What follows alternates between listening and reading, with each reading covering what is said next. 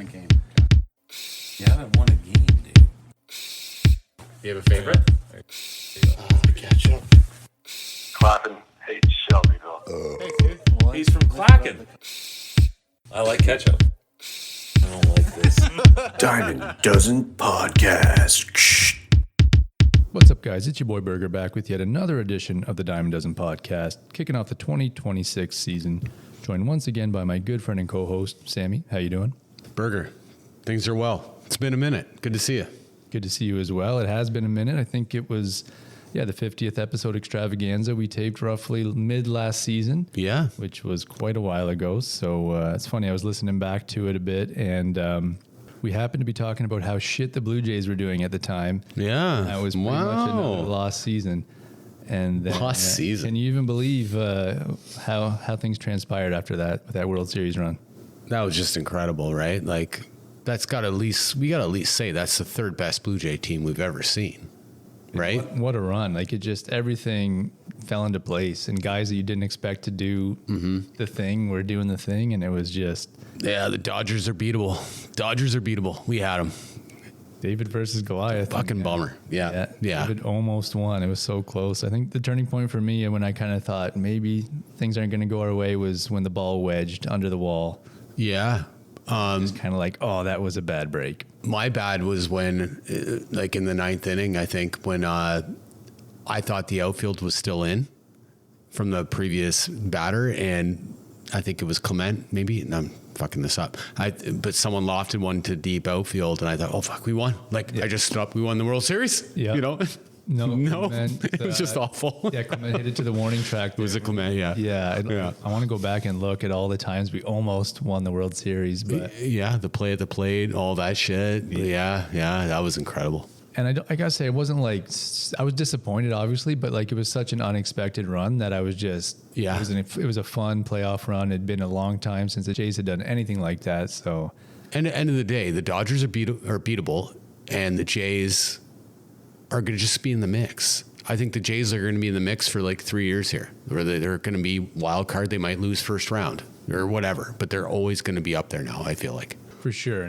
But I was like, I'd circle back and I was looking at their unrostered resource, their expected kind of lineup, and you still look at it now and you go, yeah, this doesn't knock your socks off, you know? Yeah. But I was just looking at it now. Springer, Varsho, Guerrero, Berger's going to platoon with probably David Schneider, I guess, Alejandro, Jesus Sanchez, or Jesus Sanchez. Yeah, that's a good flyer. That's a fun flyer, I think. I think it's going to be okay, but and Okamoto, hopefully, going to be... The defense is playing so far. Mm-hmm. Yeah.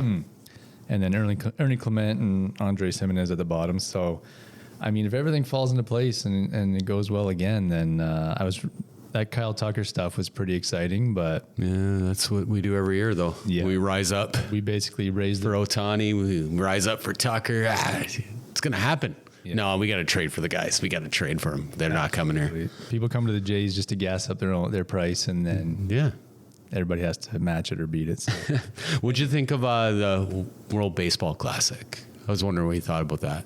It was pretty fun. There were some really good games. I'm still always really concerned about guys going so hard this early in the season. Yeah, because it's essentially max effort is what you saw there for the most part, which is a really frightening thing, like when you're in spring training mode still. Yeah. What about you? How'd you enjoy it? Oh, just think of how far it's come, though, from when it first started to what it is now, you know? I was off that week when it was really the big time things happening, and so I got to actually stay up, and it was freaking riveting, man. It was completely amazing. It's almost like wrestling, where if the crowd is into it like that, it makes it that much better. Completely captivating to me. And you can see the players getting into it. Baseball's coming to the Olympics this year, right? Yes, they're not going to touch this level. Do you think? I don't know. It was fandemonium. I think, especially the games in Miami. There's such kind of a diversity of population there that you could actually get a good representation from both sides in a lot of these games. And I don't think I've heard an atmosphere like that for baseball outside of maybe a Game 7, the World Series, CS or World Series. Yeah, it was amazing. It rivaled kind of like a soccer, like a soccer crowds and stuff Yeah, like totally. that, right? Yeah. Luckily, there was no vuvuzelas, but Yeah. it was really exciting. Yeah, I loved it. Like Team rave Italy, reviews. Team Italy, that was quite a run. I think it's a little loosey goosey how like the requirements you have to be able to play on, for a country, but Like ancestry.ca or whatever. like your they're not really digging too bad. Like, The thing is, if say Italy had snuck in and qualified for the Olympics, 3/4 of their team would not be able to play for them in the Olympics. to the Olympic law. Yeah, 'cause Yeah. they don't have a passport or whatever. But Yeah, true enough, right? Yeah. it was definitely nice to have more than 3 or 4 teams competitive, though. Yeah, it was like 6. Yeah. Yeah, it was fun. I gotta say that Dominican Republic lineup really I Yeah. can't believe they didn't win, right? Like they just stacked from top Yeah, top they to just bottom. went cold. Yeah, but Otani made Japan something. Like Japan's fun, right? Like Venezuela, who knew? Yeah, Who knew? Centurio batting 9th for Venezuela. Like Yeah, it just everything worked. Yeah. It seems to me it's a relief pitchers tournament because really True. the starters can't go too long. no. How far did Skeens go in the final? It was like 4, I think. He didn't start the final. I think it was Nolan McLean. Oh, sorry, the one before. Yeah, 4.5. Nolan McLean. Yeah, He did okay, yeah, but he's gonna come up in the podcast actually. I think he Nolan might, McLean. right? Yeah. All right. So speaking of which, we just finished up a few weeks ago the 2026 Diamond Dozen draft. So I was thinking maybe we would run through the first round and just maybe throw some quick letter grades and quick comment on each pick, and then maybe pick a couple picks that stood out to us from the rest of the draft. So I guess we'll start right from the top, Sammy. Well, Burley took his traditional spot at the top, Yeah. right? In the first pick. 1-1. If he doesn't trade it to Lord, he's picking it at 1, right? Yeah. It's definitely his 2 moves. Did it shock you he took Akamoto for the Jays? It's not the J I thought he would take. Yeah, no, I was expecting maybe a Savage there just Yeah. because he was such the hot thing coming in. Me too. And had such a great playoff run. But no, I wasn't shocked. And I thought it was a pretty good pick. Like, I gave him an A just because it is an exciting dart to throw. He is 29 years old, though. So it's even if he does turn out well, it's not going to be long lived for a 1-1 pick in the draft here. But Yeah. for Brownie, you know what? I gave him an A. Yeah, I gave him a B+. Third base is tough. If he's got a good one, then all the power to him. I just thought he was taking you Savage. That's just what I thought was happening, you know? Sure. Yeah. Yeah. I expected you Savage to go in the top couple here, but at number 2 there, Lord of the Diamonds somehow ends up at the top of the draft again. But Yeah, what trade was that? sounds like someone. Anyway, but he went with Kevin McGonigal. Looks like he might break camp with the Tigers and potentially lead off for him this year. 21 years old. So, what did you think of that one, Sammy? Well, I gave it an A, but does Lord want a guy that breaks camp right now? That's like he is so cluttered with awesome talent, you know? Gave him an A as well, and Yeah. his bench bats. He's got a lot of bench bats. I think he's only got one pitcher on the bench right now. Yeah. No, he really doesn't. Good pick for like value. Oh, totally. player-wise. Totally. Good pick. A homer, nice. What, bloody? But sorry to interrupt there, but yeah, so good player. But you're right, he's got a major log jam on his bench there. I think he's got a minor league player on his active bench because his minors are full too. So Yeah. embarrassment of riches there on the offensive side. And This is where he's at, right? yeah, his pitching is good as well, just not very deep at the moment. Right. Yeah. But yeah, no matter what, you flip, you trade him if you don't need him, or Yeah, I think he's going to be you fine. trade. If Plum's got anything left to trade, then he'll find a way. What'd you think? So you Savage finally finds a home at the Beer Leaguers at number 3. I thought, yeah, he slipped far enough there. He's exciting, although he's coming in. He's got the shoulder impingement, Impingement. Yeah. which is a little bit scary, especially for a guy who's got such an overhand. Like he goes so like 12-6 with his arm angle. Yeah. That I think shoulder is a little bit of a concern long term for him. So But where does like impingement rank on the shoulder ailments? Like, is that lower? Or is that higher? Like, an impingement, or is it? Oh, it's just an impingement. Like, yeah, I didn't know really when I saw that. Yeah, I think what I've heard is that he had the longest offseason possible based on when the draft was and when he came up at the end of the year. So he didn't pitch a lot last year. Yeah. And then kind of got thrown into the mix in the most intense portion of the season where you're going 110%. And obviously, I think a lack of familiarity and lack of video on him was really helped him early on in that playoff run, as far as the teams just not knowing what to expect, not having a good scouting report on him. I'm a little concerned that once they do have that book on him, he's not going to be quite as lights out. We did see in the playoffs a bit, if his splitter wasn't quite 100%, then things weren't great. But at number 3 there, I gave the Beer Leaguers an A for picking Yusevich because it's a great dart throw. And Oh, yeah. And I think he was probably pretty happy about it. The slide down to number 3. I gave him an A as well. I always use Mark Burley, right? This podcast probably like 4 times. Yep. And even in life, like he's my barometer. If he's at least Mark Burley, are you happy? Yeah. Heck yeah. No, I think he could end up being a very solid contributor. He's probably going to spend the first couple weeks of the season at least on the IL. I think they're just delaying his ramp up because they'd rather him be ready in October than April, right? Yeah. No, exciting pick there. Gave him an A, and I definitely, if I was in that spot, I would have been happy to get Yusevich at number 3. Yeah. I would have been kind of shocked. I would have been like, oh, really? Yeah, you'd have been. Yeah. Like the first 2 picks were not bad picks. No, not at all. Like you said, he definitely could have gone 1-1. But moving on to number 4 there, Clacken Blue Jays selected Cade Anderson. He's the, I think Baseball America's got him at 21 on the prospect list. Starting pitcher, Clacken looking to rebuild his staff there. I gave it a B+. It's a good dart throw. Yeah, same. I gave it B+ too. It's like Seattle knows what they're doing with pitching. Yeah. Right? 3rd overall pick out of college too, so he could be happening sometime soon. There's a good proximity for Clacken, I think, Yeah, they got him listed as expected arrival of 2027, so he's not going to clam things up for him this year. So Yeah. And then he took a catcher at 5th overall. Rainiel Rodriguez, St. Louis catcher. yeah, they got him. Baseball America's got him at 37th overall there. I gave him a C+ because it's just like catcher there. I don't know. Yeah, I don't know either. I give him a B- too. Like I just thought like that could have slid. That could have been the 4th round for him. There's some guys I that think. Yeah, there's some guys that went after him that I would have probably preferred on my roster if I were Clacken, but who knows, right? This Rainiel Rodriguez might be the next Yadier. Who knows? Yeah. But I think didn't Sweep take a catcher from San Diego a couple years ago, Salas or something? He was 19 at the time, just like this guy. Yeah. And there's just been no word of him, or is he coming? Is he still well? Like, is he? So I just don't know about that dart in particular. That's why I gave it a B-. Yeah. With catchers, it's a crapshoot. Even if they're top prospects, it's often because of their glove. Yeah.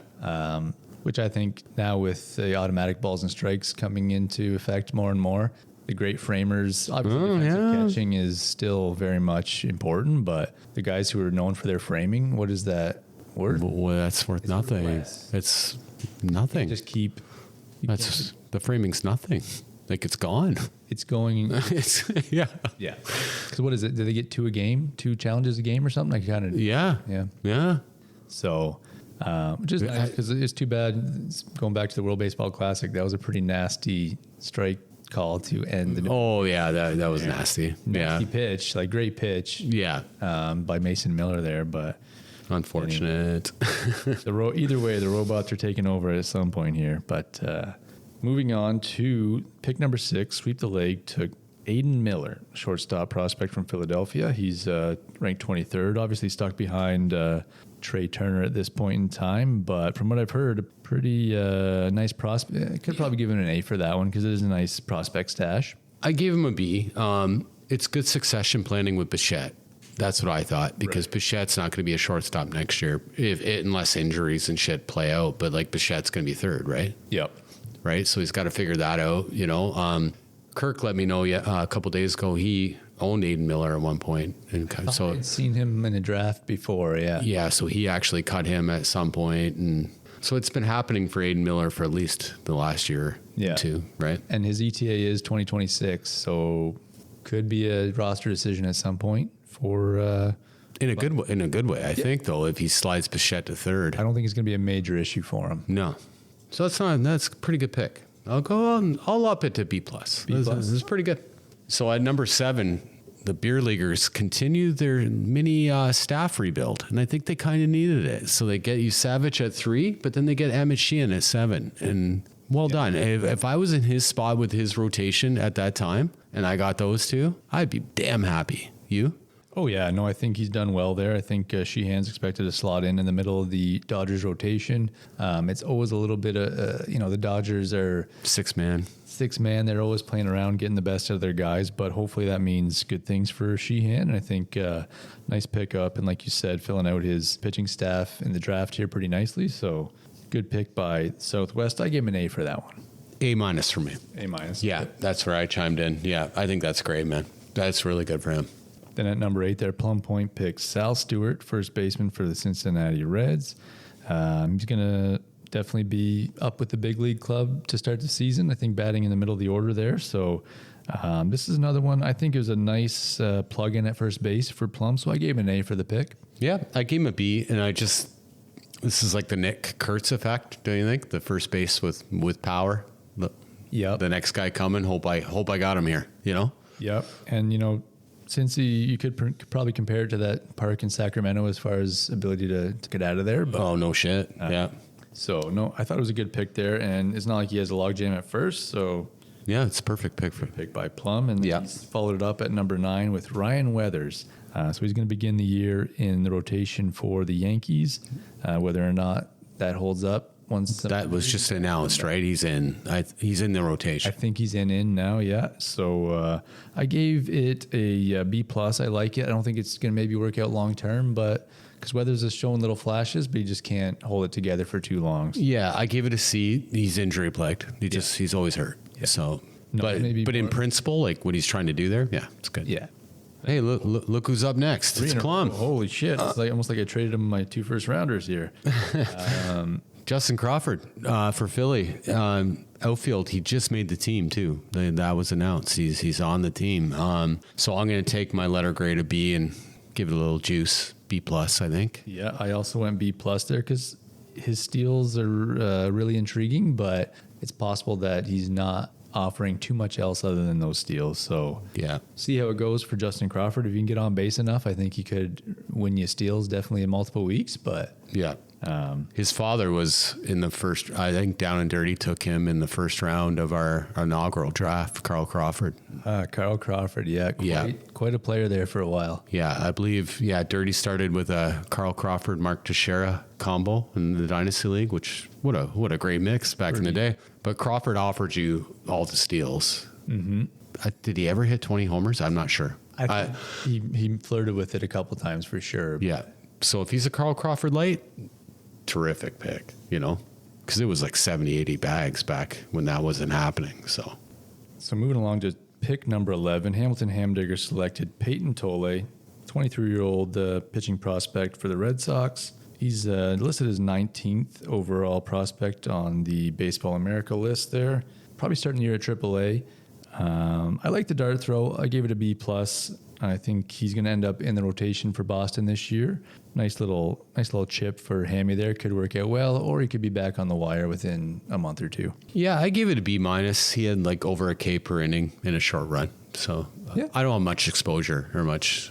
Yeah, like I wouldn't be writing home about him, that's for sure. But at the end of the first round for Hammy's team, I think decent dart throw there. Sure. Help me out with the 12th pick because the 12th pick, I had no idea what was happening here. No, I still don't. I know he's the ranked 50th on, I keep calling it the Baseball America, but I think it's just the MLB.com top 100 prospects list there. But Edward Florentino, outfield prospect for the Pittsburgh Pirates. It's one of the young, it's a 19-year-old dart throw here. So I give it a B minus just because who knows? This is for his team, for Lord's team there. Probably a guy who's going to stick in the minors for a bit is the way to go. So if I'm Lord, I'm drafting 19-year-olds. Yeah. So that's a good pick. For sure. Yeah.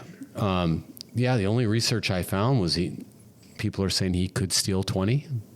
That's all I really could find. In the brief. That'd be nice. Nothing stood out too incredibly, but I've learned not to doubt Lord of the Diamonds at this point. So. Well, that does it for the first round. Sammy, overall, I think it was pretty good. No major goofs, I don't think. So yeah, neither of us really have much to say. We weren't in it. No, we were not involved in the first round. So, but what I did was I kind of looked at the extra rounds, and You have my second round fave. Okay. That you took the pitcher from Japan. Pronounce him. Tatsuya Imaya. Oh, nice. Something like that. Nice Tatsuya. He did good there. That was a great dart. I was really surprised that he made it that far. Yeah, sure. Not that I think he's going to be amazing, but it's like he could be a middle of the rotation Middle. guy. So Middle. Yeah, I thought that was really good value there. Round 3, I thought Ethan Holiday from Colorado. Wilkins taking him. What's Wilkins being called right now? Summer of Love. Yeah. Summer of Love. Did you just watch Grease? Must have. Yeah, you just watched Grease. And then Hammy took Sir Anthony Dominguez, who's going to be the closer for the White Sox. Who knows how many save ops there's going to be, but he's the closer. He's the guy. Yeah, I have that one highlighted as well because he is indeed the closer there in Chicago on the south side, and they're going to be a little better than they were last year. Yeah, a little better. Still not going to be great, but when they're winning by 3 or less, Sir Anthony's going to be in there. So I like the pick by Hammy just to fill out his bullpen, and so I thought that was a pretty good one. Did you have any other favorites in the later rounds? Yeah, like second rounder there. I don't know what you think of the Jays dart throw there, Cody Ponce. Yeah. I'm intrigued. I'm hopeful, but I'm kind of like it could be. You never know with these guys coming back from Korea if it's gonna hit or not. Yeah. So I thought he. What do you give that? Like in a the first round just because he's the Jays, right? yeah? Do you give that like a 33% chance when someone comes back from like the Koreas and stuff? Do you give it like a? I'd say that's about right. Yeah. Yeah. More often than not, it's not going to work out because I think somebody I heard compare the league he's playing in. I think the KBO to like AA or kind of less. So. But in the end, if someone helps you figure something out, Yeah. if something that happens over there, then yeah, it's just the same, right? Sounds like he's coming back with 2 or 3 more ticks of velocity and another pitch or two that he wasn't throwing before. So Exactly. you never know. Yeah. Other than that, I did highlight Michael Bush just for fun there. He's going to be the starting first baseman for the Burley Brown Sox and possibly leading off for the Chicago Cubs. Yeah. I don't think it's going to be anything crazy, but not a bad pick there at the top. It'll be Burley's DH, right? With Kurtz, right? Oh, because he's already got Kurtz, right? Yeah, but I think Bush is a great pick. Yeah. Like, Yeah, it was pretty what a year last year. He probably was the most owned guy in the league. 8 owners probably had Michael Bush last year, He right? did get around just a Yeah. little bit for sure. And then it looks like Shelby picked up Abner Uribe. He's going to be a co-closer there in Milwaukee. So Yeah. And Plum picking up Braxton Ashcroft. I know Eno Saris likes him. So that's kind of, he's had a bit of a hype train for a late round sleeper-ish in fantasy drafts. So not a bad pick there to kind of fill out his rotation. I don't know what Burley's doing picking Dalton Varsho. He's basically a bench bat for him. So he just I put 2 questionable picks. I put that one. yeah. He's owned him before, right? I think so. He just got crunched out. He had to cut him or something. But Must have, yeah. yeah, last year was fun. But no, don't pick up Dalton I don't Varsho. think that's the way to go. No. And to the legend killers, don't pick up Aaron Nola. It was late. It was late. That one, Eh, but I wasn't sure if I was like, is that a highlight because it's good or bad? it's I mean, if Nola can recapture anything, it's he's not he might not. he's not trending to recapture No. anything. So But I did also Good one, highlight, Killers. Your pick there at Max Muncy, the Max Muncy who plays third base for the Dodgers. yeah, Because he got his eyes fixed or got corrective lenses yeah, last year, and apparently he was seeing the ball well after that. So Yeah. I think that's a nice mid to late round, a third rounder there for you. yeah. It's a bench bat for me, and it's just replacing Westberg, who's starting the year on the IR or whatever. But third base is tough, man, and that's what I'm looking for. So Once he's got the power, his average always brings him down, but his OBP is probably going to be okay for you. And I just thought that was a pretty good pick for you there in the third. And also Francisco Alvarez, he was big time catching prospect and Yeah. kind of bounced around the last little bit. So if he can find his bat again, that could end up very nice for you. But for me, he's just like a stopgag, right? Like I have Harry Ford, who I really believe in now. Like I got him from Plum Point in a trade or whatever. That's Washington Nationals catcher. Yeah, he got traded to Washington from Seattle. I just wanted a guy to just hold the fort. I'm not going to trade for a catcher while I'm waiting for Ford, so I just took Alvarez just to stabilize things in the Or just meantime. got sent down. Maybe it's a little bit of manipulation of his service time. Yeah, or something. everybody's getting sent down. Nobody's staying up at all. No, I don't think that incentive, that rookie of the year incentive, really is enough. No. I think it's a labor dispute coming up too that could happen then where these guys aren't being kept up, you know? I think there's a big shakeup coming after this season. I think this is the last year of the current CBA. So owners want a salary cap. Players do not want a salary cap, obviously. Yeah. It's the last major sport in North America that does not have one. Football kind of doesn't, but not exactly.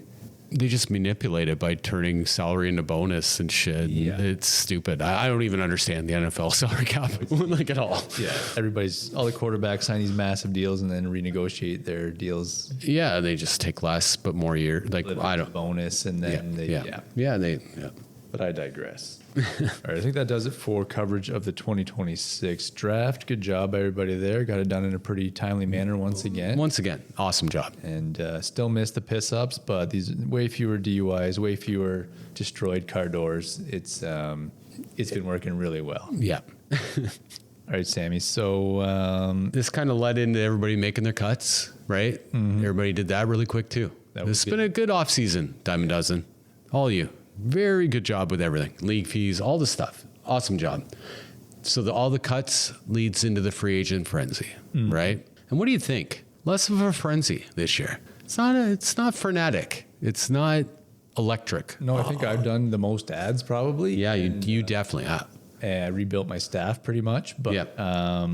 no, it hasn't been quite the frenzy that we've seen in the past. And I don't know if that just means more teams are a little more settled in what they've got already. So I definitely only had 2 draft picks, and I've always had mixed feelings about the free agent frenzy as far as it's great if you need a quick rebuild or and you don't want to cut in. We have such limited ads. So Yeah. my worry is that it devalues the draft to some degree, but this year I really like the free agent frenzy because it allowed me to flip 6 or 7 spots on my. How do you think it could devalue the draft? Like what part? Because there are people who never got drafted. So 48 guys went before those guys. Yes, but it'd be more important not to screw up the draft if it wasn't for the. You could totally just flub the draft and then just fix it in free agent frenzy, essentially. Yeah. Okay. That's kind of what I did this year, but Yeah. Okay. I gotcha. there's a lot. You can fix a lot more problems, I think. Which, if you got problems to solve, it's great. If you don't, you're like, oh, these guys are kind of getting a bunch of free ads, and what are you going to do? Maybe we'll talk about that later with the potential expansion of the benches. Yeah. Yeah. Where there'll just be less there. But the frenzy, like you said, is already it's tamed down from years past. It's pretty tame. Yeah. It's pretty tame. Yeah. Notables, I guess, the Killer's getting Imanaga, my team. Like that's like Lord having to crunch. I don't think he's a cut, so he had to cut him. Yep. You know? That was one of the ones where I was like, ooh, that was a good one. I wish I had that one for sure. Yeah. Not a prize pig by any means, but it was just better than what I had. I mean, at the back of my rotation. Adamas to you? Willie Adamas, I think, is one of the better pickups. He was the highest rated guy left. Yeah. When you picked him up, right? He should be owned. Yeah. With Jeremy Pena fracturing the tip of his finger, he was basically a guy who can plug in there, and he's been sitting there just waiting for somebody to pick him up. So 30 homers last year, playing in a decent lineup there in Brand. So definitely not too upset with having him in there to fill in at shortstop, and ended up just being a DH for me. And then Klacken, he's just toiling with the starting pitching depth. I'm noticing he's doing some starting pitching stuff. Plum cut Marcelo Meyer. Didn't he just trade for him from Hammy? That's part of the process, it seems, for him. He makes a big trade and then cuts them all within 2 weeks. That was a head scratcher. Yeah. There's probably likely more to come that we're not going to capture here, right? But it felt slower. Yeah. It just did. Yeah, the 2 that got me where I was like, I wish I would have done it was Imanaga and Mick Abel for Klacken, which is like, he's apparently been pitching really well in spring here. He's going to make the Twins. I believe he's with the Twins now. Came over. Oh, wow. Twins. He's post-hype city, huh? Yeah, so could be a good thing. I think he displaced Zebby Matthews in the Twins rotation there. Zebby got sent down, so yeah. Could be a good one. I bet you that'd be fun to research. I bet you Mick was drafted in our league like 4 years ago as a rookie, you know? He's been around, yeah. Post-hype, yeah. Other than that, yeah, pretty good free agent frenzy. Not too big, not too small. And then I guess it's time we should probably take a look back at our 2025 predictions and just have a look at how well we did. A little teaser, not that well, but we're trying to be bold, I think, to some degree, but not all of them worked out. So Sammy, maybe for this segment, I'll read off our predictions for last year, and then you can give us the actual winners. All right. I don't know if Klacken's keeping up with it or not, but he's pretty good with putting that up on your team page. When you look on your CBS, there's little pictures and it'll say what they are. Maybe he hasn't done it in a couple of years. I haven't looked. But no, it's nice to win an award, right? Your players, it kind of gives them some stature. It gives it like some credence to what you've done. For sure. That type of thing. How are you going to start this? You're going to go, we did comeback, we did rookie, we did Cy, and we did MVP, right? Yeah. So I have him rookie, comeback, Cy, MVP.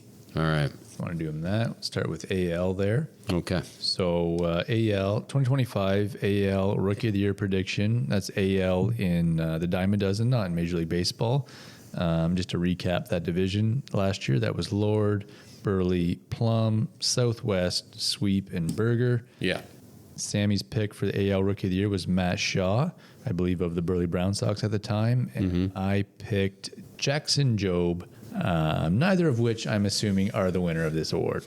Yeah, no, no, not even close. Not even close. AL Rookie of the Year, Nick Kurtz, Burley Brown Sox, 36 homers, 30 or was it 383 OBP? Like the guy is becoming like he's already a second round pick in normal leagues.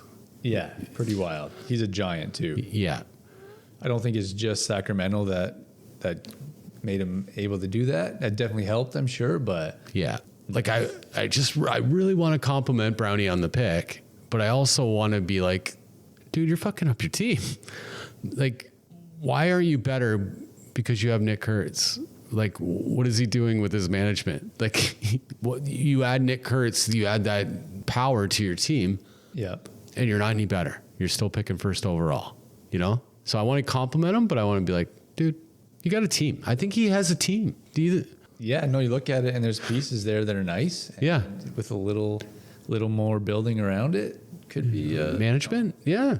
But same old story. Day-to-day management. And I think he has something, but okay. Yeah, Nick Kurtz is amazing. He's a top first base keeper besides Vlad. Like, I would say he's right up there. I don't know who you'd put, because some of the old guys, like, they're aging out this position a little bit. So yeah, Spencer Torkelson hasn't taken that next step into the top. Took a mini. Yeah. He's just, I don't know if I think he's a 20-25 homer guy easy, but he's going to be fine in the middle of that Tigers lineup. But fantasy wise, still not too sure.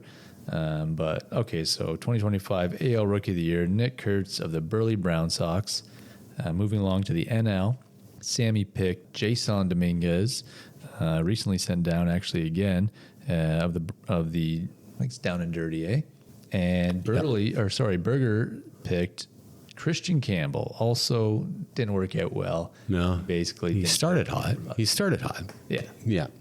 Spring training guy, I guess. But so 2025 actual NL Rookie of the Year, which just to recap, the NL division last year was Hammy, Dirty, Klacken, Shelby, Wilkins, and the Killers. I've got to give one to Wilkins. Drake Baldwin, the catcher for Atlanta. He took that position by the horns. 19 homers, 80 RBIs, 340 OBP. He's 24 years old. Yeah, very nice there. One of those catchers who worked out. Yeah.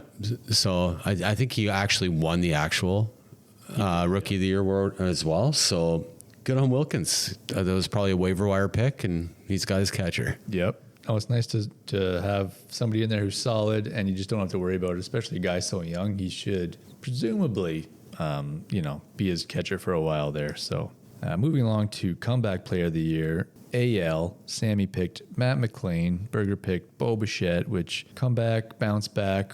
I kind of have leaned bounce back with some of my picks here, but yeah.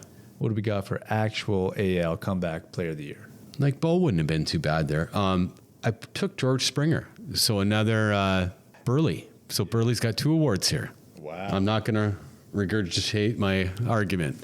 But 399 OBP, 32 homers, and 18 steals. Like 18 steals. It's almost like he was waiting for me to drop him to do this. Right? Like, how long did you carry him? For years. I had him forever. And then I finally was just like, okay, he's over the hill. He's done. And then he has the best season he's had since the rabbit ball year in 2019. And obviously he was having some help in Houston there because his numbers have never been the same. But yeah, the DH this is something. Agrees with Springer. Yeah, it totally agrees with Springer for sure. The Varsho trade probably really helped too, getting them the hell out of center field. Oh, for sure. Yeah. What do you think? What would you be happy with if you're Burley this year with Springer? What would you be happy that you got out of him? Like I see with Springer, not an easy 25 homers, but I think he's going to flirt with 25 pretty easily. I think his OBP is going to be good. Yeah. I'm a little concerned. It seemed like by the end of the year last year, he was pretty banged up and he was swinging so hard that it's like I'm a little worried about like an oblique side strain type injury for Georgie because he's getting older. He's swinging hard. Yeah. Obviously, he was unfortunate. I think he took a ball right off his kneecap pretty much in the World Series there. So yeah, but he still fought through it. I don't know. I think it's going to be a slight step back from last year, but still a very rosterable DH. And I think he's probably outfield eligible. He probably played just enough to. He's still, yeah. Yeah. I'd be happy if I was Burley with like 75%, I guess, if he did that. But we got to give him credit. He's probably got a top 10 Jays moment with that homer against Seattle. Yeah, Game 7 against Seattle. Yeah, that's top 10 Jays moment for sure. Yeah. What do you want to do next? Do you want to do comeback? Oh, that was comeback. So we're just going to. Oh, sorry. NL comeback. NL comeback. So we both picked Mike Trout, and sadly, didn't quite come true. And I was very tempted to run it back this year, but I didn't do that. But let's go with actual NL comeback player of the year for 2025. He stayed healthy. He was back into his form. Jacob deGrom, Hamilton Hamdiggers. Yes. Yeah. Finally. I couldn't believe he started over 30 times. When I went back and looked at it, I was like, he started 30 times. Yeah. Yeah. But I think that's a great pick. I think he really cemented Hammy's staff that I thought was already pretty awesome. Mm-hmm. So I'll do the Springer comp with you. Like, what would you be, if you're Hammy, what would you want from him this year? Expectations. Yeah, like he's getting up there. Was he 38 years old now? And he's had such an injury history that it's really hard to say how his body's going to hold up. But yeah, if he can get basically, what he got or a little bit less last year, then hell yeah. Pretty damn good. Sign me up. I'm a little concerned that he's not going to be able to last the season though. But time will tell. Move along to Cy Young. So AL Cy Young, we both picked Cole Reagans, which did not work out.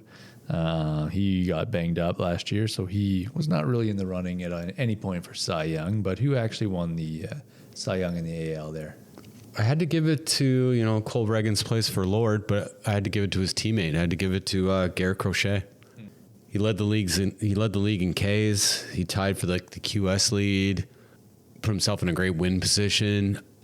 I think he's a big dog. I think Boston did very well here getting him. Yeah, he established himself as a top dog for sure last year because it was obviously we knew coming over from Chicago that he had that potential in him, but we had never really seen it on a consistent basis. And I think he proved last year that he can do it. And just his presence on the mound it's something to behold for sure. So I haven't said it yet. Has there been any arguments from you? Like, is there any? So like, say here, is there anybody you would put in the conversation with Crochet?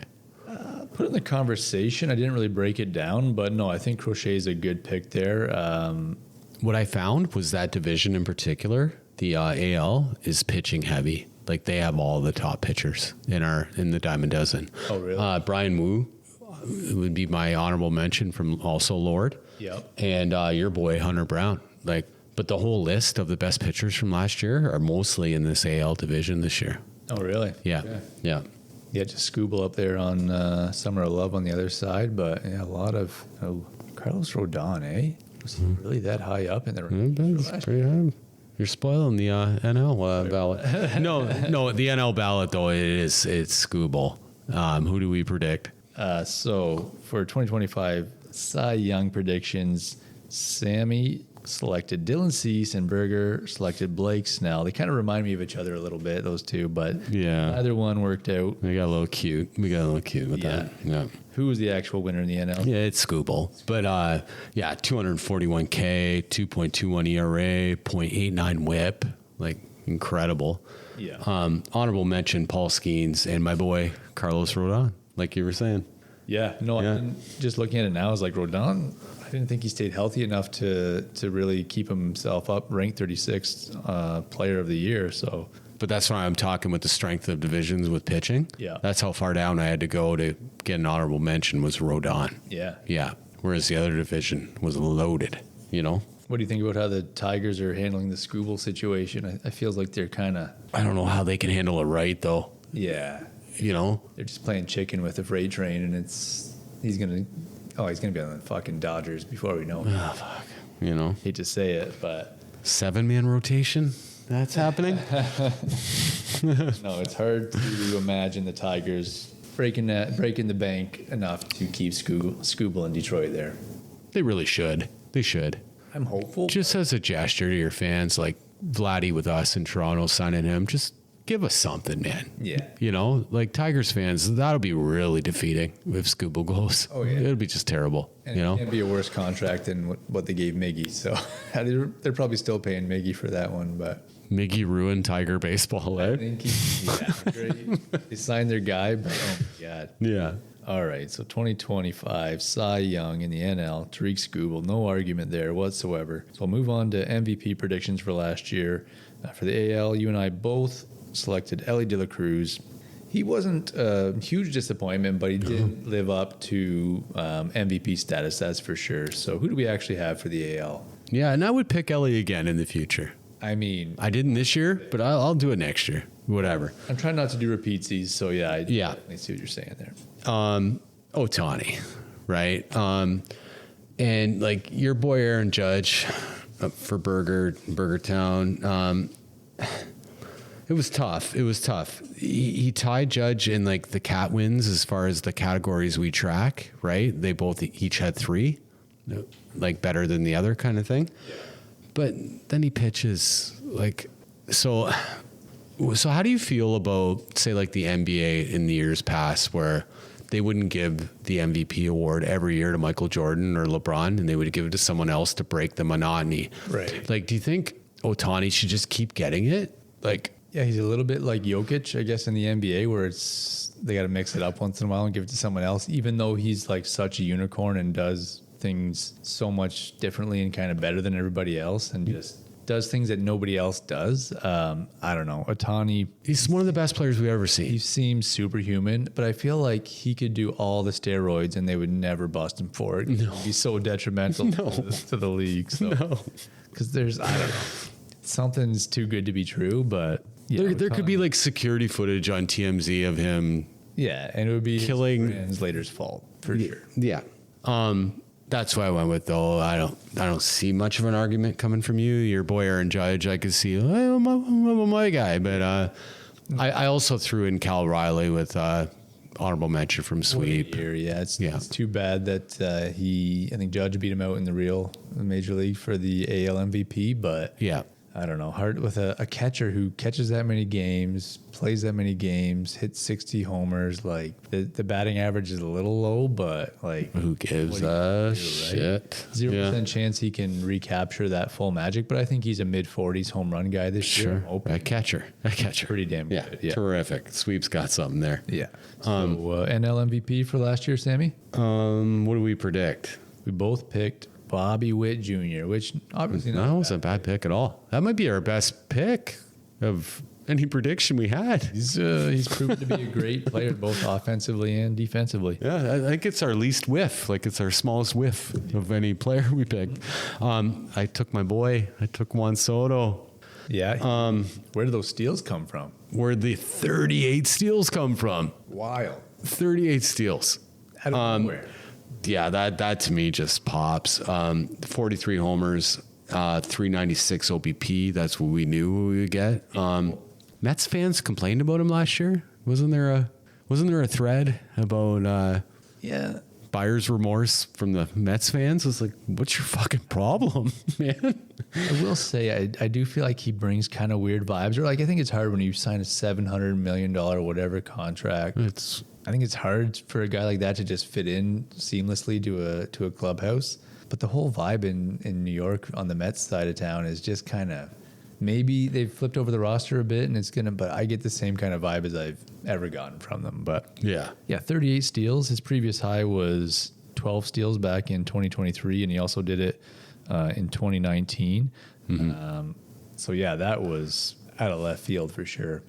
I'd honorable mention Kyle Schwarber for Wilkins, Summer of Love, and then he'll be in this every year till he dies. Jose Ramirez from Klacken. He just does it. So He just keeps going and going and loves Cleveland. loves the land.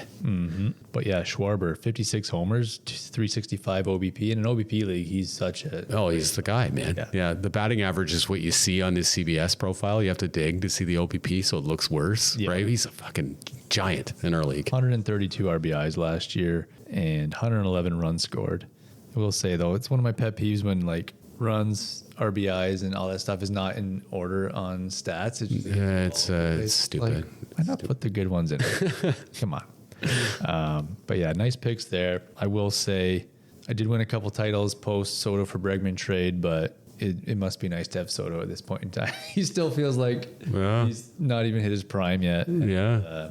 It feels very much like Bregman is over the hill, but You're not going to get me to victory lap here. No. It's bad karma. yeah. And then our champs prediction, just to look at it, obviously we know who won, but Sam predicted Lord over Dirty, so got the Lord right. Not He bad. beat me though, Not pretty bad. good. And I had Killers over Lords, so I still feel like Killers have a chance, but never do two jinx in a row. But Thank you. so that wraps up the 2025 season awards. So I think at this time we're going to pause and take a break to hear from our sponsors. Sounds good to me. This episode of the Diamond Dozen podcast is brought to you by State Farm. Sure, being an expert at fantasy baseball is impressive. You want to know what's even more impressive? Being smart about saving money. And a great way to save money is when you bundle home and auto with the State Farm Personal Value Plan. Bundling, just another way to save with a personal price plan. Prices are based on rating and by province. Coverage options are selected by the customer. Availability and eligibility vary by province. Like a good neighbor, State Farm is there. All right, Sammy, we're back. Thanks once again to our sponsors, and time to move on to our 2026 preseason predictions. So once again, we're going to predict Rookie of the Year, Comeback Player, Cy Young, and MVP, as well as the champs and championship matchup there. Let's just start off here, Sammy, with the AL Rookie of the Year prediction for 2026. What do you think? AL Rookie of the Year. It's the newest member of the AL. So when the division swap happened, we'll just call it the division swap. It wasn't really a draft, right? The beer leaguers came over to the AL, and I'm going to put Trey Yesavich as the AL rookie. Let's have some fun with this, though, okay? So I made my picks without looking at Vegas odds. Let's place bets when we're done this. Want to do this? Yeah, let's do it. Okay, I'll put it on FanDuel for us. We'll do this bet and we'll monitor it all year. Trey Yesavich plus 450. Plus 450, okay. It's not too bad for the ticket at all.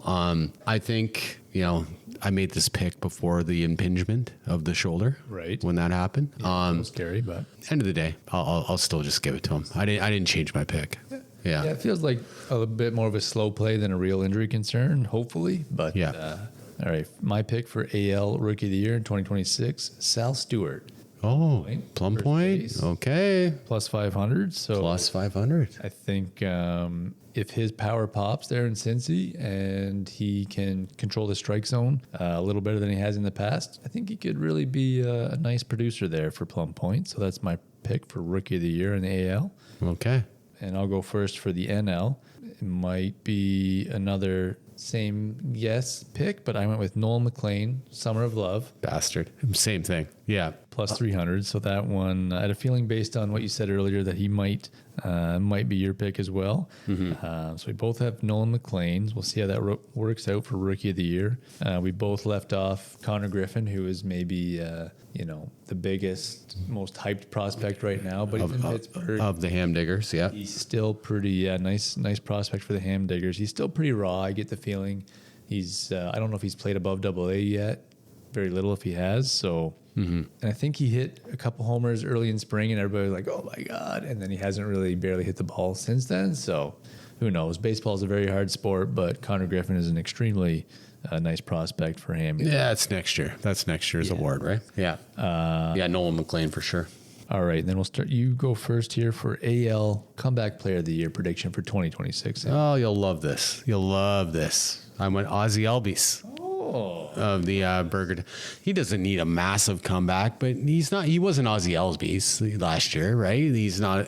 No, he's been injury plagued. He hasn't been able to stay in the lineup. It seems like they're fluky injuries. They're not just a bunch of like soft tissue bullshit. It's like, so if he can stay healthy, and I think that Atlanta lineup can't do worse. I think everything worked out as bad as it could in the last couple of years for them. So I think they're going to bounce back in the right direction. And I sure hope you're right about it. What triggered me with this dude was like, I did a draft and he was like in the 8th round. It's like, no, not that pedigree. No, he's not an 8th round guy. No. So I think he'll boost back up. What do you got? So I went with Sweep the Legs' very own Zach Wheeler, coming off thoracic outlet decompression surgery or something, which is always extremely scary, but I'm hopeful that he can come back for Sweep the Legs' sake there and return to somewhat of his previous form. And I think if he gets back to 75% of Zach Wheeler, that's going to be pretty darn good. So that was my pick for AL. His ETA is good, start of the year? He's not going to be ready for opening day, but I think he's going to be ready early April. So yeah, gives him enough time to come back. Same with my Savage Rookie of the Year pick. Miss a couple of weeks, right? Oh, so comeback of the year, by the way, guys listening, has no odds. So that's not going to be a part of our bet. Okay, comeback's not part of the bet. Having said that, my NL pick from Down and Dirty, Adley Rutschman. I think he's going to have a nice bounce back here. I think he's been dinged up with injuries, and things are going to come back together with him. Although catcher is a little bit questionable in Baltimore because there's, was it Sal is his name, or whatever his name is, coming up behind Basalo, I think? Yes, that's his name. Yeah. But I think Adley was too good to be that bad, so I think he was just hurt. Yeah, he is too good to be that bad. It's exactly it, right? I remember being so butthurt when Dirty traded for him. That was my guy. I wanted Rutschman, man. Yeah, that was. I don't even know what I would have traded at this point. Like, I was so disappointed that happened. No-brainer, 10-year top catcher, and then he totally fell off. So I refused to give up, man. Yeah. I did Sandy Alcantara, so that's an injury one, I guess, for Hammy. Yep. But hopefully he returns to fine form, but he had the form before it, so. Yeah, last year was his first year coming back off Tommy John. There's always that kind of finding your control and everything after that. So if he's going to do it, this year's going to be the year. Yeah. So we'll see. Moving on to Cy Young predictions for 2026. You mentioned it before. He's my AL pick for Cy Young. Actually, it's your turn to go first on AL. My bad. Oh, AL Cy Young? Yes. I'll go back to Lord. And I'm going to go Yamamoto because he won my heart in the World Series. I know it's a 6-man rotation there. Yamamoto won my heart. He's an old school workhorse, and it might not be 6 with him. He might just be a part of there'll be a 6-man rotation, but he's going to pitch every 5. Yeah, they keep him on regular rest and everybody else on the 6-man. But his willingness to come in basically and pitch the whole World Series. I loved it. It was so old school. It was Madison Bumgarner. It was just awesome. It was so old school, and he's plus 475 to do. Plus 475. So yeah, the only concern there is the workload was pretty extreme down the stretch. So yeah, if there's anything lingering from there, but. No, I like to pick there, and I definitely looked at it, but I went in a different direction. Same staff, though, from Lord of the Diamonds, Brian Wu. Okay. Honorable mention of this year, so hey. Yeah, so that was my pick there. And then moving over to the NL, I went with the Hamilton Hamdiggers. What was your woo odds? Did you get woo odds? Oh, sorry, plus 1,300. So Oh, you're spiking your ticket. he's done Yeah. pretty good. Yeah, you got a good ticket going. And even worse odds there. I picked on the NL side Freddie Peralta from Hammy there. He's at plus Oh. 1,500. Well, that's a fun pick. You know what? Things don't always work out for the Mets, but I think maybe he's their staff ace there, and if he can be the man, I like what Milwaukee does with pitchers. So he came over from Milwaukee. You never know. That's my pick there. I love the trade for the Mets. I can't recall what they gave up. Like, it wasn't a big deal what they did there. Like, it was a great trade. Sprat or That's great. yeah, whatever. Good for you guys. Good for Milwaukee. Good job. Mm-hmm. What's the odds on him? Freddie Peralta's at plus 1,500, so another You're deep one. You're cruising. I did Christopher Sanchez yes. from, I guess, Summer of Love. He got him from Plum in the trade too, didn't he? Sounds right. Plus 900. So I was happy after I picked that. That's right where I'd like to have my futures be in, and then into the 7 to like the plus 1,000s, you know? Yeah. Plus 900. That's pretty good there. All right, so we'll move on to 2026 MVP predictions. AL, Sammy, you go first. I'm not fucking around. I'm going Ohtani. And I might just pick this every year, forever, whatever. I mean, yeah, it's hard not to, that's for sure. Yeah, that gives me a minus 125, but I'll take the hit on the ticket. I have something coming up. With more pitching being involved too, coming. You can't beat the steals with Ks. Come on, you know? The power is always, everything's just always there, but like, give me steals and Ks as a combo. Jesus Christ, you know? So just so I recall, in our league, when Ohtani's in your pitcher slot, does he get the hitter stats or no? That's a good question. I forget. I feel like he doesn't. I feel like he only gets the stats. No, especially, if there's a DH and no, there's no way. Yeah. Yeah, I feel like Ohtani breaks fantasy a little bit, but Yeah. They ruined Yahoo. That's for sure. yeah. Yeah. So my pick for AL MVP is Ronald Acuna Jr., also for the Diamonds. I think he's healthy again. I don't think he's ever going to get back to the 40 homers, 70 steals or whatever he did, but I think he could be a 40 homer, 30 plus steal guy. And Well, the steals might be scary now, they say. But yeah, I don't think. Yeah, you're right. 30 plus steals is he might be questionable to get 20 because both his knees have blown out. I don't think they want to do that to him. But he looked healthy in the World Baseball Classic. But obviously, I think the Braves will treat him with kid gloves. But I think he's an exceptional talent, and I kind of didn't want to take Ohtani again. But barring injury, Ohtani's a pretty safe bet to win the award, I think. Well, your pick's the opposite of mine. I actually really like your pick. No risk by me at all. You took a big risk there. What's his odds? Plus 1,800. There you go. Yeah. Holy shit. I'm going to lose the bet, but it'll be fun on the way there. MVP for the NL side.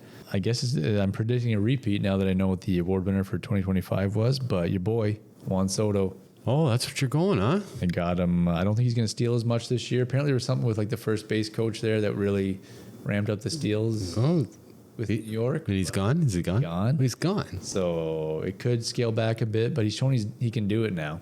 Did you track where that first base coach went for these steals? I don't know it off the top No? of We my should head, look but into that one. Should definitely figure that out. Oh, I appreciate that for sure. What's his numbers in Vegas? Plus 500. Plus 500. That's not bad, eh? Not bad. $10 wins you 50.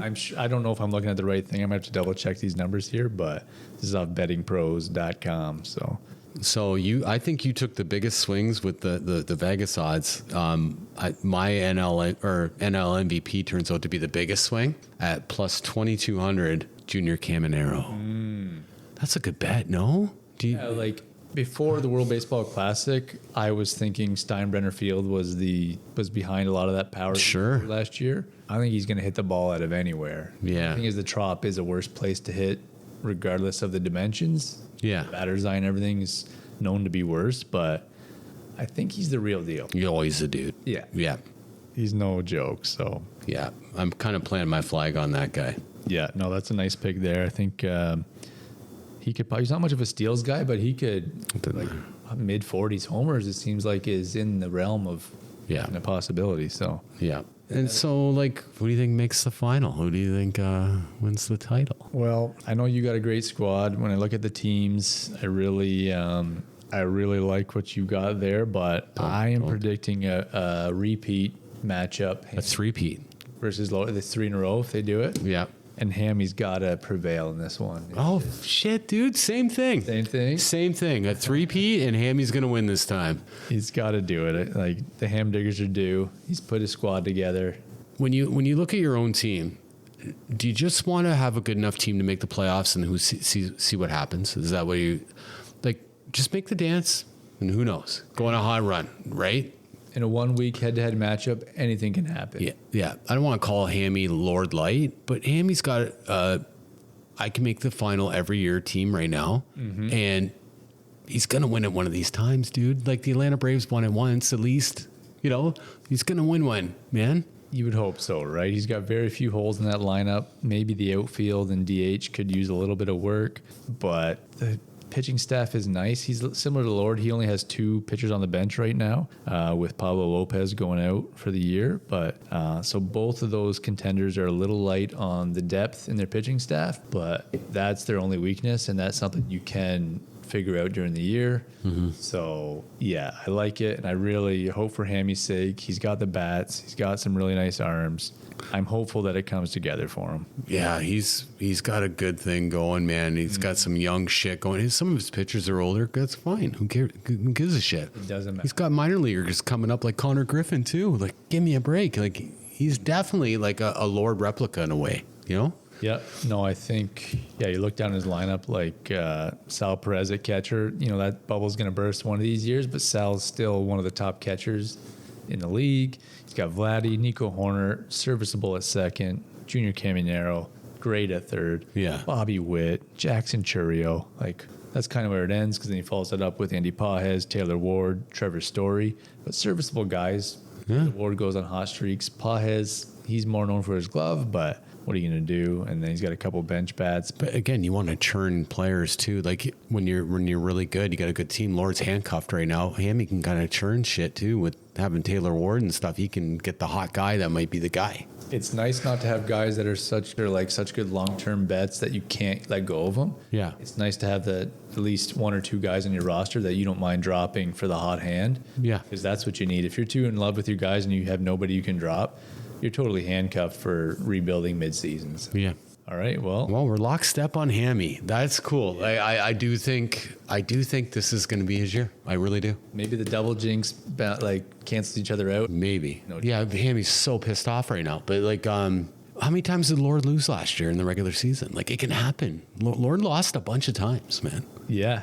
Like 6, 7 times maybe he lost. You can be the best team in a head-to-head league, but lose quite often. So it's how many times did he lose? He lost 8 times last year. He lost 8 times. Yeah. So it's possible. It's very possible, man. Yeah. All right. Well, that does it for the predictions. Unless you want to do a standings prediction, but did you put that together? I don't really see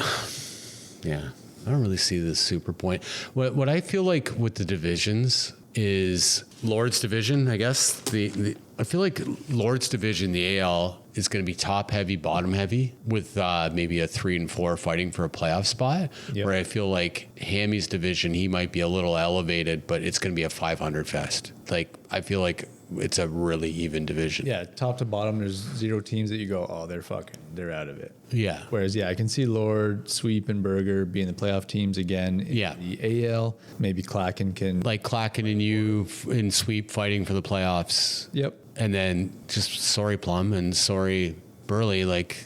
Yeah. And I think in the NL, I think Hammy and yourself, the Killers, have pretty good shot at locking up a playoff spot. Yeah. But after that, it's any man's game almost for that 3rd playoff spot. I personally have Wilkins, Summer of Love in the slot there. That's a repeat of what happened last year, so it's not really a bold prediction, but he's going to have a lot of competition between Shelby and Dirty and even the beer leaguers. You never know what's together for them, right? So I think the NL is very interesting for that last playoff spot. Like, thanks to Hammy again, he makes a schedule every year and he sends it to me like PDF and I input it type of thing. And so once I was done, I looked at my team's schedule and I didn't feel good about nothing. I didn't feel good about anything about it.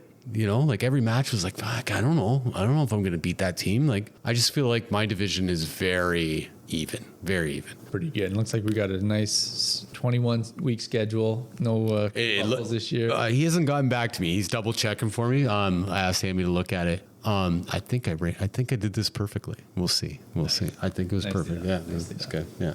All right. Well, no, looking forward to it. Another season of the Diamond Dozen coming right up. So I guess it's maybe time to talk a little State of the Union, a little closing time here, Sammy. I know Clacken had tabled the potential of expanding rosters in the future. Yeah. I don't know if you want to get into that now or if we want to talk maybe more specifics about that. Let's talk about it, because if I put a poll, then we can kind of put words to the poll right now. I think it's a great idea. Okay. Clacken came to me, I don't know, last year. It's kind of been almost a year or two in the making, this rule. Yeah. And the whole thing behind it is, what's the point of having minor league if you just have to cut them? Yeah. Right? So his proposal is bench structure and adding bench bats. Yes.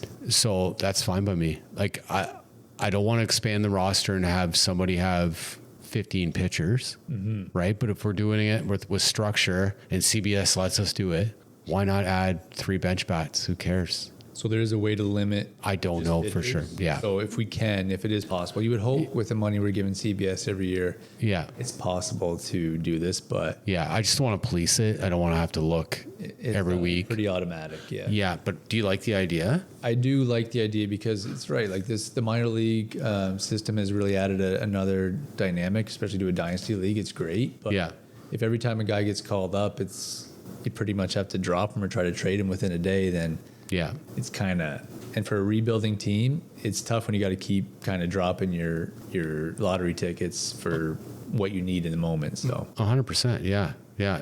And think of like near the end of the season too, when we're crunching, we're going for the playoffs, and you need players that will contribute in the playoffs. That you're screwing your future up completely, you know? sure, Yeah. no, you can. That's the thing, and it's nice. It would be nice to have a roster expansion just to have a couple bench bats that you wouldn't normally be able to have. Right. That can, because no more ads in the playoffs, right? So if you only have True enough. There too. That's a good point there. no coverage at a position, Yeah. you're just kind of screwed in the playoffs. So Yeah. that stinks for a team who's gotten all the way through the year with, say, one bench bat and then is screwed for the playoffs. Yeah. It'll make Mondays and Thursdays funner. Like you'll have a fuller lineup, Yeah. you know? Yeah, for sure. No, there'll be more maneuvering, more value in having those bench bats. And, Yeah. and yeah, more value in paying attention and setting your lineups every day. So Yeah. I was kind of looking at it, and it seems like 3 is about the average bench pitchers that everyone has. A lot of teams have, about 6 teams have 4, and the rest have a mix of 1 to 3. So I don't know if you put a cap on like four bench pitchers kind of thing. So 5 plus 3, right? So that's Yeah. 8 plus 4. So right now we're 17 active with 5 bench is what we have structured. Yeah. So we can go 17 active, 3 hitter bench, 4 pitcher bench. I think 4 pitcher bench is nice because it seems to be a lot of teams carry 4 pitchers on their bench. So I don't want to Yeah. reduce that. But adding bats, we all of a sudden have to cut pitchers. That doesn't sound like fun either. So Yeah. if we can figure out max 4 pitchers on your bench, then I think that'd be the way to go. So hopefully CBS will allow us to do that. But Yeah. Yeah. A little playing around to do, but yeah, I think I like the idea. if this goes to a vote, I think it'll be a slam dunk once we confirm that we can do the settings. And what is it to pass? Is it like 50, 60, like Well, not 50. We'll go like, if there's 12 votes, 8. Yeah, we'll go 8. to pass? Yeah. Yeah. Don't auto click no on this, guys. Like, think about it, you know, because I think it is a good idea. I think there'll be an appetite for it for sure. Yeah. Otherwise, what do you think of the CBS app upgrade or the change in the CBS app? At first, it was a little bit like with anything, you got to figure out your way around. There's things I like about it. Yeah. I feel like before you could see the guy's age. The age was on there a little bit. On the main profile? Now it's not, which Yeah. is annoying. That's annoying. But other than that, I was able to find the draft results finally. It's way at the bottom. Yeah. So good and bad. Change is always a little bit tough, especially when you're so used to an app. But I think there's some positives. The trades seem like they come out a little better. The trades this too. one. Yeah. For some reason, I always seem to have to like double click submit twice on my waiver claims, and then doesn't seem to work the first time, then it comes up twice. So anyway, it's minor growing pains. But So if CBS were to switch it back to the way it was today, to the way it was before, would you be upset or would you? I'd be fine. I never had a problem with previous. No, I wouldn't like it. I like the new app. Yeah. Now I'm used to it kind of in a way, like I'm not super involved in it yet, but I like the interface and Yeah, that much more. It's definitely an upgrade. The old one was pretty, a little bit dated for sure. Yeah. Yeah. And I should look at it on your phone because I think it comes up different on Android than because sometimes I'm surprised how drastically different the apps work. Oh, your iPhone? Yeah. Yeah. Oh, okay. Yeah. Yeah. I got the player pictures and stuff on my team. Do you have all that? And yeah. All that. No, the only I don't need that, negative once I figured out the navigation a bit was they dropped the age in Dynasty when you're putting a trade together. It's nice to be able to see the age, even though it's surprising. We probably know half these guys' ages pretty well off the top of our head at this point. But Yeah. all right, so I think we got a good chance of getting 8 owners on board with this bench expansion, and Good. I like that. What else are we going to talk about? I got it down here to ask, has Plum gone too far, or is there method to the trading madness? Is he playing 4D chess here, Sammy, or game of checkers, or somewhere in between? Yeah. I just don't want to ever seem like I don't value what he brings to the league, or I just don't know what he's doing. I just don't know what the end game actually is. And that's, I'm thankful all the trades he does, all the stuff he does. He's really good in the league. Keeps it interesting, yeah. But I don't know why like Julio Rodriguez gets traded or Max Clark or like that's where I'm losing sight of what he's doing. Yeah, he's had some real dogs pass through his roster at this point. And sure, I remember I was mad about the Adley one, which The Adley. seems to have aged a Yeah. little bit better than we originally thought. But I think Adley's got a big bounce back, as I stated in his comeback player of the year prediction. But I think he just loves trading, and sometimes it gets a little out of hand. I know he is consistent with his offers and withdrawals. Like if you don't answer within the first couple hours or day or so, which is fine. That's fine. He's definitely roped me into a few that I look back and go, why did I? So he does pretty good at the little voodoo mind trick at getting you to trade sometimes. Sometimes it goes the other way where you end up, getting a good player off him and something that seems lopsided. But Yeah. like you said, you don't want to discourage all the activity. No, and I think Attention. a big crutch in the dynasty format in our league is people being too scared to trade who they love on their team. Like I think that's a mistake that you're making. Like Yeah. A lot of guys can fall in love with their roster and just not lose sight of their actual value. And yeah, and Plum's beaten me in trades. Like Rangers Flores. yeah, there was 2 like last year he beat me in the trade when I was so happy with the trade, and then after I was like, Jesus, what did I do? Yep. Do you think maybe what he's doing will be like almost like Moneyball, like with the Billy Bean, where it's like everybody wondered at the time what the hell was he doing, and then everybody emulated him after. Like what's going on? Yeah. I think we'll see in the next couple of years, but right now I think he's got some decent pieces, but his lineup it doesn't look great. Well, I would say it to him if I were to talk to him right now. Like I think Burley's got a better roster than him. Yeah. No, I will say I agree. But the power of the manager, I say Plum will finish above him. But yeah, as far as pieces go, I think I would take, if I had to start from scratch, I would take Brownie's roster over Plum's at the moment. yeah. And I know Plum's got all these assets too, right? With the draft picks, he's got all these. That kind of gets lost in the trades when you look back at them in hindsight, right? Is all these draft picks, right? He's got a lot of assets, but for the next 2 years, he's only got 4 draft picks. where's he loaded in the 28, 29 range or the 29 range? Not even. So I don't know if he got rid of them all now. Like I'm showing he's got a first rounder and 2 fourths next year and a 4th rounder in 2028. So the cupboards are fucking bare now. There's almost nothing left to trade. Yeah, he's a hard boy to track. That's for sure. So see, maybe like we said, there's method to the madness and he's seeing things we're not seeing, but Yeah, I have my questions. I have my questions too. But buddy, you keep things interesting. So Yeah. yeah. Keep them coming. And I think Do you have a bold prediction? Did you write any bold predictions down for the year? I didn't go super crazy with I that. kind of forgot to do that. But, Yeah, I don't really have anything. You know what would have been a bold prediction that worked last year was Down and Dirty taking a dive. Yeah. When has that ever happened? you know? Yeah, he's the one guy in our. We pretty much predicted the standings pretty well, except Wilkins flopped up into the playoffs in the NL, and Dirty fell to the bottom. Dirty dive. Yeah. Expected. No, I anticipate a full bounce back. His roster still looks. Yeah. Still got some dogs on it, so I think. Yeah. I think Dirty Bad luck. is fine. A lot of bad luck. Is there any dive candidates this year? Any top team you think could just dive out? Like, Not to reverse jinx myself, but my pitching staff is not good. I like my Okay. offense. My pitching staff stinky. okay. Outside of Hunter Brown, who I don't fully trust, but that's about it. Okay.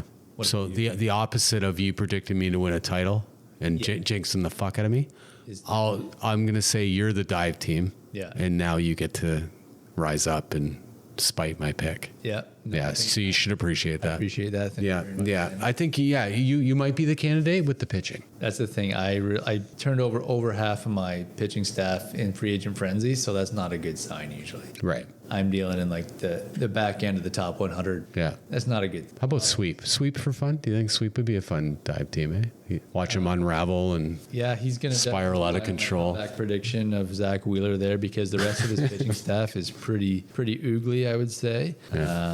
Yeah, that's one note I do have on sweep. But our division is like, even if he is stinky, he could probably have a pretty good shot at a playoff spot either way. yeah. I do have me and Sweep predicted a second and third in the AL, but I can easily see the beer leaguers coming in and taking one of those spots. I'd love to see Burley can put something together and make it happen, but He's just not going to manage it. I think Sweep and myself, Berger Town, are going to really benefit from a weaker AL division, Yeah. and I think it's going to be a real dogfight in the NL. Yeah. Yeah. That's where you really benefited, right? Was Lord taking Burley and then Hammy took Dirty as his first division person. Then you got Plum over on your side. Interesting pick there, right? Like, Yeah. I wonder if Hammy just wanted A fun. fun. He wanted his Yeah. That's what I think. Yeah. Yeah. No, should be a good year. 2026 Diamond Dozen season. Yeah. I'll put out the poll to coincide with this pod. I'll put out the poll about the new structure. Yeah. good. So I think it's good. It's one of the better ideas that's come along. So All right. Well, if there's nothing else, Sammy, I think we'll just thank our sponsors once again and yeah, man. kicking off the 2026 season. Good job by you, Sammy. Good job by you. Peace. Diamond Doesn't Podcast. You ruined my season. I won the deal. Cliff. We're past that minutia, right? Hey, sis.